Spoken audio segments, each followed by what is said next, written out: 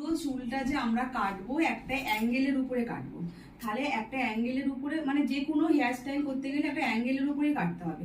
তাহলে এই পুরো মানে হেডটা এটাকে যদি আমরা পার্টিশন করি, ভাগ করি, তাহলে অনেকগুলো শেপ এখানে দেখা যাবে। তার মধ্যে আমাদের যেটা আগে জানতে হবে, এই যে ফ্রন্ট এরিয়ার এই জায়গাটাকে আমরা কি বলছি, পিঞ্চ এরিয়া এই জায়গাটা।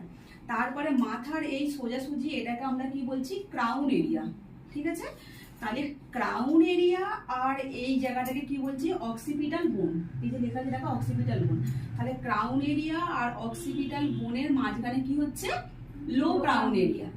আর অক্সিপিটাল বোনের যে নিচে আছে ঘাড়, মানে নেক এরিয়ার সব থেকে নিচে হচ্ছে নেক লাইন, মানে চুলের যে লাইনটা শেষ।